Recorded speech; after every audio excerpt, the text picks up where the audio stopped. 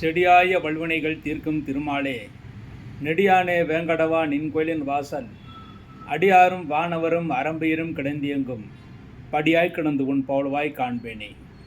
உலகெங்கும் இருக்கின்ற சீனிவாசன் பஞ்சாங்கம் டிவினர்களுக்கு என்னுடைய பணிவான வணக்கங்கள். இன்றைய பதிவில் இந்த பாரதிய பிரதாதி முக்கிய விசேஷங்களை பற்றி பார்ப்போம். இன்றைய தினம் குரோதி வருஷம் ஆனி மாதம் 2ஆம் தேதி ஜூன் 16/6/2024 ஞாயிற்றுக்கிழமை. இன்றைய தினம் தசமி திதி.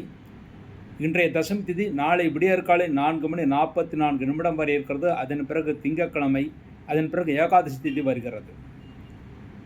இன்றைய தினம் ஞாயிற்றுக்கிழமை ஹஸ்தம் நட்சத்திரம் பகல் 11:12 வரை ஹஸ்தம் நட்சத்திரம், அதன் பிறகு சித்திரை நட்சத்திரம். வரியாண்ணாம் யுகம் தைத்துலாக்கரணம் நேத்திரம் 2 ஜீவன் அரை என்ற அளவில் இருக்கிறது.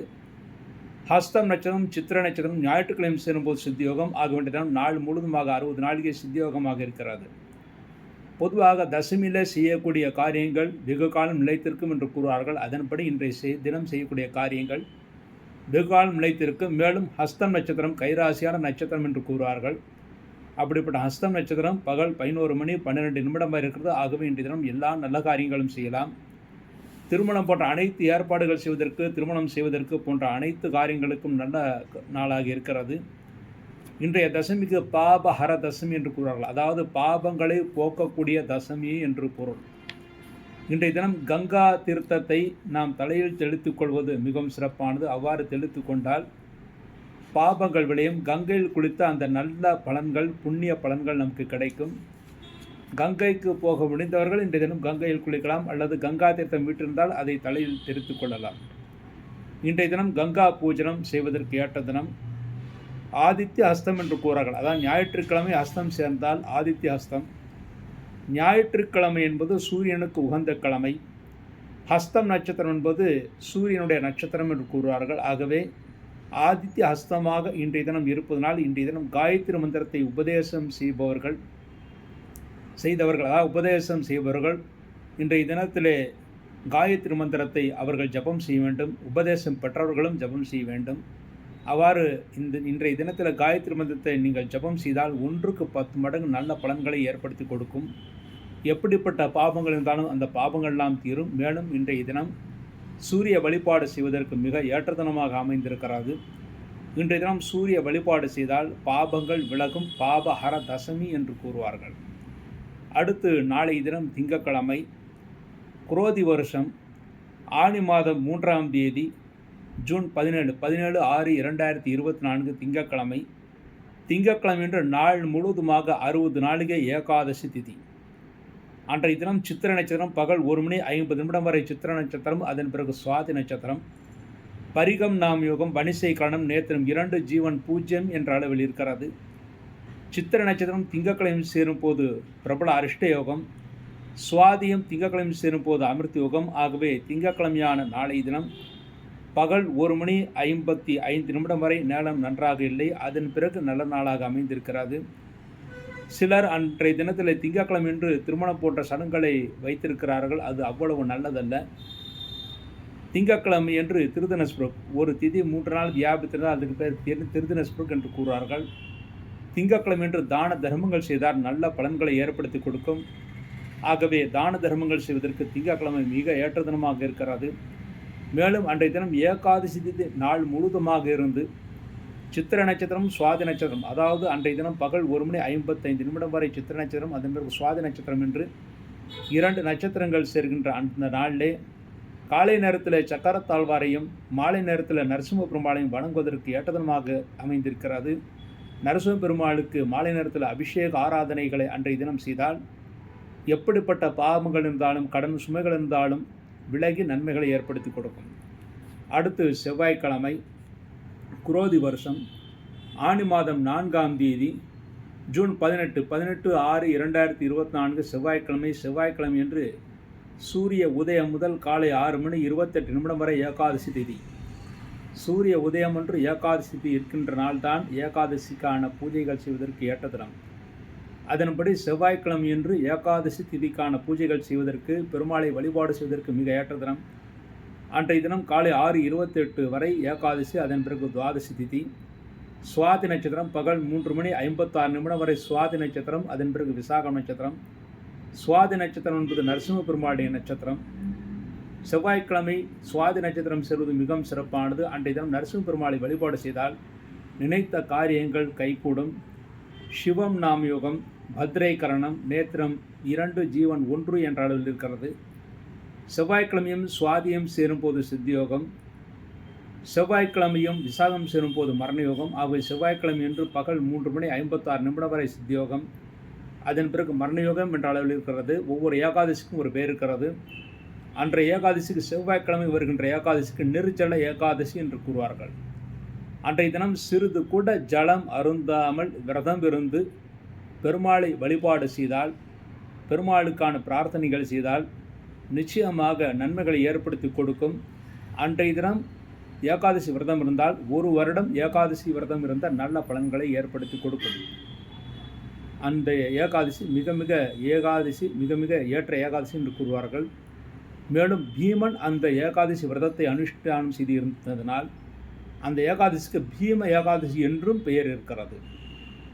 செவ்வாய்க்கிழமை ஏகாதசி மிக முக்கியமானது. அன்றைய தினத்திலே அருகில் இருக்கின்ற பெருமாள் கோயிலுக்கு சென்று விரதம் இருந்து அருகில் இருக்கின்ற பெருமாள் கோயிலுக்கு சென்று பெருமாளுக்கு உயரத்திற்கு ஏற்றபடி பெரிய துளசி மாலையை அணிவித்து வழிபாடு செய்ய வேண்டும். அவ்வாறு செய்தால் நினைத்த காரியங்கள் கைகூடும். அடுத்து புதன்கிழமை, குரோதி வருஷம் ஆனி மாதம் 5ஆம் தேதி ஜூன் 19/6/2024 புதன்கிழமை. புதன்கிழமை என்று காலை 7:28 வரை துவாதசி திதி, அதன் பிறகு திரோதசி திதி. அன்றைய நட்சத்திரம் விசாகம் நட்சத்திரம். மாலை 5:23 வரை விசாகம் நட்சத்திரம், அதன் பிறகு அனுஷம் நட்சத்திரம். சித்தம் நாம் யோகம், பாலவக்கரணம், நேத்திரம் 2, ஜீவன் 1 என்ற அளவில் இருக்கிறது. விசாகமும் அனுஷம் புதன்கிழமை சேரும்போது சித்தியோகம். ஆகவே புதன்கிழமை நாள் முழுவதுமாக 60 நாளிகை சித்தியோகமாக இருக்கிறது. அன்றைய தினம் ஏகாதசி முடிந்து துவாதசி திதி. அன்றைய துவாதசிக்கு பாண்டவ துவாதசி என்று கூறுவார்கள். பாண்டவர்கள் அதற்கு முந்தின நாள் செவ்வாய்க்கிழமை இருக்கின்ற அந்த நிர்ஜல ஏகாதசி என்று ஏகாதசி விரதம் இருந்து பாண்டவ துவாதசியான புதன்கிழமை என்று துவாதசி விரதம் இருந்து பெருமாளை வழிபாடு செய்து சமபோஜனம் சாப்பிட்டதால் இழந்த ராஜ்யம் கிடைத்தது. ஆகவே இழைந்த பொருட்களை மீட்பதற்காக புதன்கிழமை என்று துவாதசி விரதம் இருந்து பெருமாளை ஆராதனை செய்வது மிகவும் சிறப்பானது. மேலும் அன்றைய துவாதசிக்கு ராம லக்ஷ்மண துவாதசி என்றும் கூறுவார்கள். அன்றைய தினம் ராம லக்ஷ்மணுடைய படத்தை வைத்தும் துவாதசிக்கான விரதம் இருந்து பெருமாளை வழிபாடு செய்வது உத்தமமானது. அன்றைய தினம் பிரதோஷம், மாலை நேரத்திலே திரோதசி திதி இருப்பதால் அன்றைய தினம் பிரதோஷ காலத்திலே சிவபெருமானை வழிபாடு செய்தால் மாணவர்கள் கல்வி அறிவை பெறுவார்கள், நன்மைகளை பெறுவார்கள், முன்னேற்றம் அடையும். ஆகவே பிரதோஷ காலத்திலே புதன்கிழமை என்று மாலை நேரத்திலே அவசியம் சிவபெருமான் கோயில்களுக்கு சென்று சிவபெருமானை வழிபாடு செய்வதற்கு ஏற்ற தினமாக அமைந்திருக்கிறது. அடுத்து வியாழக்கிழமை, குரோதி வருஷம் ஆனி மாதம் 6ஆம் தேதி ஜூன் 20/6/2024 வியாழக்கிழமை என்று காலை 5:07 வரை திரோதசி திதி, அதன் பிறகு சதுர்தசி திதி. அன்றைய தினம் அனுஷம் நட்சத்திரம். மாலை 6:10 வரை அனுஷம் நட்சத்திரம், அதன் பிறகு கேட்ட நட்சத்திரம். சாத்தியம் நாம் யோகம், தைத்துலாக்கரணம், அதன் பிறகு கரசை கரணம், நேத்திரம் 2, ஜீவன் 1 என்ற அளவில் இருக்கிறது. அனுஷம் நட்சத்திரம் வியாழக்கிழமை சேரும்போது சித்தியோகம், கேட்டையும் வியாழக்கிழமை சேரும்போது பிரபல அரிஷ்ட யோகம். ஆகவே வியாழக்கிழமை என்று மாலை 6:10 வரை சித்தியோகம், அதன் பிறகு பிரபல அரிஷ்ட யோகம் என்று வருகிறது. அன்றைய தினம் கரிநாள். கருநாள் என்றால் பொதுவாக சுபகாரியங்கள் செய்யக்கூடாது என்பார்கள். ஆகவே அன்றைய தினம் கருநாள் என்பது காலை 7:50 வரை மட்டுமே இருக்கிறது. அதன் பிறகு கருநாள் தோஷமில்லை. ஆகவே வியாழக்கிழமை காலை 7:50 பிறகு எல்லா நல்ல காரியங்களும் செய்யலாம். அன்றைய தினம் மாத நரசிம்ம சதுர்தசி. பொதுவாக சதுர்தசி மாலை நேரத்தில் இருக்கும்போது, வளர்பிறை சதுர்தசி மாலை நேரத்தில் இருக்கும்போது நரசிம்ம பெருமாள் அவதாரம் செய்தார் என்று புராணங்கள் கூறுகிறது. அதன்படி மாதம் எப்படி சிவராத்திரிக்கான விரதம் இருப்பார்களோ அதை போலவே நரசிம்மருக்கான விரதம் இருப்பது உத்தமமானது. அந்த சதுர்தசி மாத நரசிம்ம சதுர்தசி என்று கூறுவார்கள். அன்றைய தினம் ஸ்ரீமன் நாதமுனிகள் அவதாரம் செய்த தினம். பெருமாள் வழிபாட்டிற்கு உகந்த திவ்ய பிரபந்தத்தை 4000 திவ்ய பிரபந்தத்தை நாதமுனிகள் தான் தொகுத்து அருளினார். அப்படிப்பட்ட நாதமுனிகள் தோன்றிய இடம், அது அவதாரம் செய்த இடம் காட்டு மன்னார் கோயில் என்று சொல்லக்கூடிய இடம். அந்த காட்டு மன்னார் கோயில் இருக்கின்ற இடத்திலே கிருஷ்ணருடைய ஆலயம் இருக்கிறது. நாதமுனிகள் அவதாரம் செய்த தினம். அன்றைய தினம் திவ்ய பிரபந்தத்தில் ஒரு பாசுரமாவது நாம் பாராயணம் செய்ய வேண்டும். அன்றைய தினத்தில் பெருமாள் கோயில்களில் ஆழ்வார் ஆச்சாரியர்களுடைய சன்னதியிலே ஆழ்வார் ஆச்சாரியர்களை நாம் வணங்கினால் நாதமுனிகளை வணங்கியதாக அர்த்தம். அன்றைய தினம் ஆழ்வார் ஆச்சாரியர்களை வணங்கிவிட்டு அதன் பிறகு பெருமாளை வணங்க வேண்டும். அதன் மூலமாக நினைத்த காரியங்கள் கைகூடும். மேலும் குரு அனுகிரகம் முழுவதுமாக கிடைக்கும். உங்கள் ஜாதகத்தில் குரு பற்றிய தோஷங்கள் இருந்தால் அவை விலகி நன்மைகளை ஏற்படுத்தி கொடுக்கும். அன்றைய தினம் இரவு 1:30 கடகாயனம் என்று பஞ்சாங்கத்தில் போடப்பட்டிருக்கும். ஆக்சுவலாக, அதாவது உண்மையாக சொல்லப்போனால் அன்றைய தினமே கடகராசிலேயே சூரியன் செல்வதாக ஐதீகம். அதைத்தான் பஞ்சாங்கத்தில் கடகாயனம் என்று போடப்பட்டிருக்கிறது. பஞ்சாங்கம் கணிப்பதில் இருவேறு வகைகள் இருக்கிறது. ஒன்று சாயனம், நிராயணம். நம்முடைய பஞ்சாங்கம் அனைத்துமே, அதாவது இந்தியாவில் இருக்கின்ற அனைத்து பஞ்சாங்கங்களுமே சாயன அல்ல நிராயணம் முறைப்படி கணிக்கப்பட்டது. நிராயணம் என்றால் அயனம், அதாவது அயனம் கழித்து, அயனம் என்றால் பூமி பொதுவாக இப்பொழுது 24 டிகிரி சாய்ந்திருக்கிறது. அந்த 24 டிகிரியை கழித்து கணிப்பது தான் இந்திய பஞ்சாங்கம். ஆனால் நம்முடைய தேசத்தை விட்டு அயல் தேசத்தில் சாயன முறைப்படி பஞ்சாங்கம் கணிப்பார்கள். அந்த சாயன முறைப்படி என்றால் அன்றைய தினம் கடகாயனம் 1:30 கடகராசிலே சூரியன் செல்வதாக ஐதீகம். ஆகவே நிஜ தட்சிணாயன புண்ணிய காலம். அன்றைய தினத்தில் நிஜ தட்சிணாயன புண்ணிய காலம் என்று சொல்லக்கூடிய அந்த புண்ணிய காலம் அன்றைய தினம் வருகிறது. அன்றைய தினம் முன்னோர்களை வழிபாடு செய்வதற்கு, சில ஹோமங்கள் செய்வதற்கு, சில தர்ப்பணங்கள் செய்வதற்கு ஏற்ற தினம்.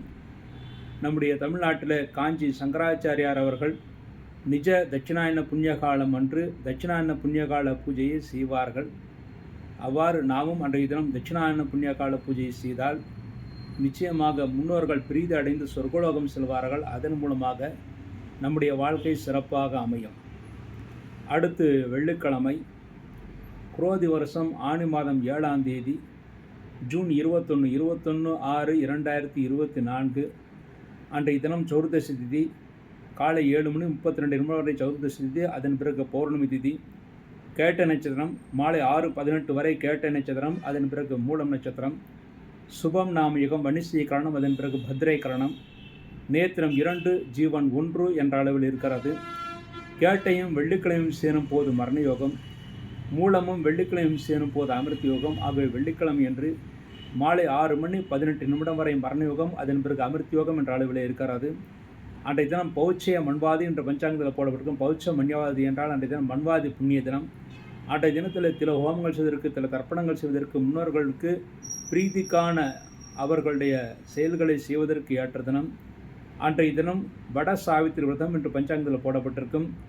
அன்றைய தினத்திலே சத்தியவான் சாவித்திற்காக விரதம் இருந்து கௌரி பூஜை செய்து அன்றைய தினம் சத்தியவான் சாவித்திரி கதையை நாம் படிக்க வேண்டும். அவ்வாறு படித்தால் பெண்கள் தீர்க்க சுமங்கலியாக இருப்பார்கள். அன்றைய தினம் பௌர்ணமி பூஜை செய்வதற்கு ஏற்ற தினம். அன்றைய தினம் மாலை நேரம் முழுவதுமாக பௌர்ணமி தேதி இருப்பதனால் அன்றைய தினம் மாலை நேரத்தில் சத்யநாராயண பூஜை செய்வதற்கு மிக ஏற்ற தினமாக இருக்கிறது. அன்றைய தினம் சத்யநாராயண பூஜை செய்வதற்கு மிக ஏற்ற தினம். அன்றைய தினம் ஜேஷ்டாபிஷேகம் என்று பஞ்சாங்கத்தில் போடப்பட்டிருக்கும். ஸ்ரீரங்கம் போன்ற கோயில்களில் ஜேஷ்டாபிஷேகம் என்று சொல்லக்கூடிய பெரிய அபிஷேகத்தை செய்வார்கள். ஸ்ரீரங்கம் கோயிலை அனுசரித்த எல்லா கோயில்களிலும் அன்றைய தினம் ஜேஷ்டாபிஷேகம் என்று சொல்லக்கூடிய பெரிய அபிஷேகம் என்று சொல்லக்கூடிய ஒரு நிகழ்ச்சி நடக்கும். அதை தரிசனம் செய்தால் நம்முடைய வாழ்க்கையில் ஒரு வருடத்தில் நாம் பூஜை செய்யும் போது ஏற்பட்ட தவறுகளுக்கு பிராயச்சித்தம் கிடைக்கும்.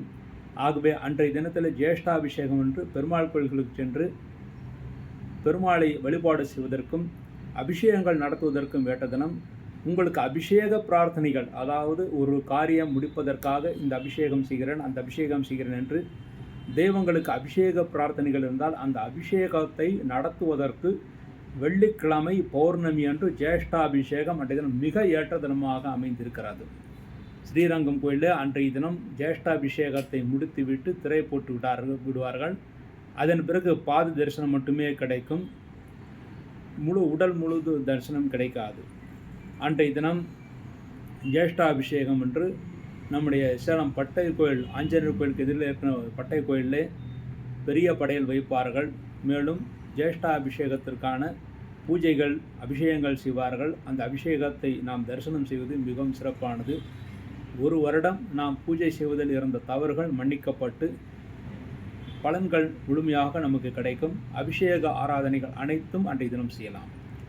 அடுத்து சனிக்கிழமை, குரோதி வருஷம் ஆனி மாதம் 8ஆம் தேதி ஜூன் 22/6/2024 அன்றைய தினம் சூரிய உதயத்திலிருந்து மறுநாள் சூரிய உதயத்திற்குள் 3 திதிகள் கூடுகிறது.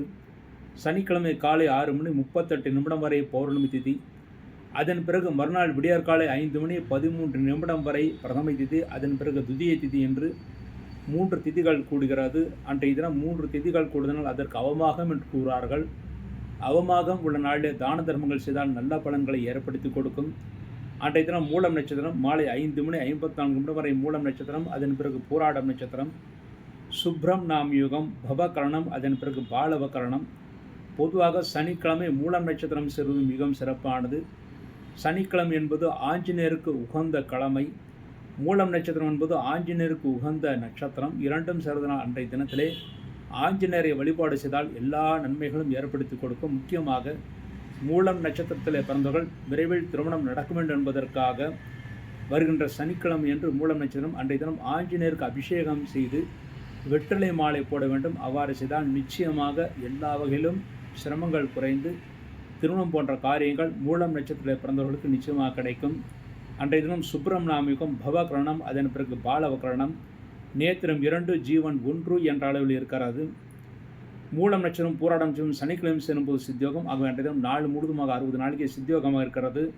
அன்றைய தினம் தனிய நாள். தனிய நாள் என்றால் அன்றைய தினம் தனிய நாள் என்பது காலை 6:38 வரை இருக்கிறது. தனிய நாள் தோஷம் 6:38க்கு பிறகு விலகி விடுகிறது. ஆகவே 6:38க்கு பிறகு அவசியம் நல்ல காரியங்களை செய்யலாம். அன்றைய தினத்தில் பௌர்ணமி பிரதமையாக இருப்பதனால் தோஷம் என்பது கிடையாது. அன்றைய தினம் இஷ்டி என்றால் இஷ்டமான கோயில்களுக்கு சென்று உங்களுடைய இஷ்ட தெய்வங்களுக்கு தீப வழிபாடு செய்வதற்கு ஏற்ற தினமாக அமைந்திருக்கிறது. பொதுவாக இஷ்டி என்றால் புனிதமான நெருப்பு என்று பொருள். அன்றைய தினம் ஜேஷ்ட பகலம், ஜேஷ்ட மாதத்தில் பகலபட்சம் என்று சொல்லக்கூடிய தேய்பிரை அன்றைய தினம் முதற்கொண்டு ஆரம்பிக்கிறது. அன்றைய தினம் தான தர்மங்கள் செய்தால் நல்ல பலன்களை ஏற்படுத்தி கொடுக்கும். அன்றைய தினம் வழக்கம் போல் சேலம் பட்டை கோயில் ஆஞ்சநேயர் கோயிலுக்கு எதிரில் இருக்கிற ஸ்ரீ கிருஷ்ண உதாசன் தேவஸ்தானத்திலே ஸ்ரீ லக்ஷ்மி ஹைகிரவர் சன்னதி முன்பாக உட்கார்ந்து விஷ்ணு சாஷ்டாம பாராயணம், பஞ்சாத சோத்த பாராயணம், துவாதசநாம பஞ்சரம், ஆபத்துதான சோத்திரம், லட்சுமி அஷ்டோத்தர சோத்தநாம சோத்திரம் ஆகிய சோத்திரங்கள் பாராயணம் செய்யப்பட்டிருக்கிறது. இந்த சோத்திர பாராயணத்தில் அனைவரும் இலவசமாக கலந்து கொள்ளலாம். சரியாக மாலை 7 மணிக்கு மகா சங்கல்பத்துடன் அந்த சோத்திரம் பாராயணம் செய்யப்பட்டிருக்கிறது. அடுத்து இந்த வாரம் சந்திராஷ்டகம் அடைகின்ற ராசிகள் கும்பம், மீனம், மேஷம், ரிஷபம். இந்த 4 ராசியிலே பிறந்தவர்களுக்கு இந்த வாரம் சந்திராஷ்ட தோஷம் இருக்கிறது. கும்பராசியிலே பிறந்தவர்களுக்கு ஜூன் 14 வெள்ளிக்கிழமை பகல் 11:54 முதல் ஜூன் 16 ஞாயிற்றுக்கிழமை இரவு 12:35 வரை சந்திராஷ்டகம். ஆக கும்பராசியிலே பிறந்தவர்கள் ஜூன் 14 வெள்ளிக்கிழமை, ஜூன் 15 சனிக்கிழமை, ஜூன் 16 ஞாயிற்றுக்கிழமை இந்த 3 நாட்கள் சந்திராஷ்ட தினங்களாக முழு சந்திராஷ்ட தினங்களாக அமைந்திருக்கிறது. அடுத்து மீனராசியிலே பிறந்தவர்களுக்கு ஜூன் 16 ஞாயிற்றுக்கிழமை இரவு 12:35 முதல் ஜூன் 19 புதன்கிழமை பகல் 11:25 வரை சந்திராஷ்டகம். ஆக மீனராசியிலே பிறந்தவர்களுக்கு ஜூன் 17 திங்கட்கிழமை, ஜூன் 18 செவ்வாய்க்கிழமை முழு சந்திராஷ்ட தினமாக அமைந்திருக்கிறது. அடுத்து மேஷராசியிலே பிறந்தவர்களுக்கு ஜூன் 19 புதன்கிழமை பகல் 11:05 முதல் ஜூன் 21 வெள்ளிக்கிழமை மாலை 6:18 வரை சந்திராஷ்டகம். ஆக மேஷராசியிலே பிறந்தவர்களுக்கு ஜூன் 19 புதன்கிழமை, ஜூன் 20 வியாழக்கிழமை, ஜூன் 21 வெள்ளிக்கிழமை இந்த 3 நாட்கள் முழு சந்திராஷ்ட தினமாக அமைந்திருக்கிறது. அடுத்து ரிஷபராசியிலே பிறந்தவர்களுக்கு ஜூன் 21 வெள்ளிக்கிழமை மாலை 6:18 முதல் ஜூன் 23 ஞாயிற்றுக்கிழமை இரவு 10:48 வரை சந்திராஷ்டகம். ஆக ரிஷபராசியிலே பிறந்தவர்களுக்கு ஜூன் 22 சனிக்கிழமை, ஜூன் 23 ஞாயிற்றுக்கிழமை இந்த 2 நாட்கள் முழு சந்திராஷ்ட தினமாக அமைந்திருக்கிறது. இந்த சந்திராஷ்ட தினங்களை நீங்கள் எந்த காரியங்கள் செய்தாக இருந்தாலும் சிறிது யோசித்து நிதானத்தை செய்ய வேண்டும். அவசரப்பட்டு செய்யக்கூடிய காரியங்கள் தோல்விகளை ஏற்படுத்தி கொடுக்கும். இந்த நாட்டை உங்களுடைய குலதெய்வத்தையோ அல்லது இஷ்ட தெய்வத்தையோ வணங்கிவிட்டு நல்ல காரியங்களை செய்யலாம். பெரிய தோஷங்கள் ஏற்படுத்தாது. இவ்வாறாக இந்த வாரத்திய வரதாதி முக்கிய விசேஷங்களை பற்றி பார்த்தோம். மீண்டும் ஒரு நல்ல பதிவில் இணைவோம் என்று கூறி விடைபெறுகிறேன். நன்றி, வணக்கம்.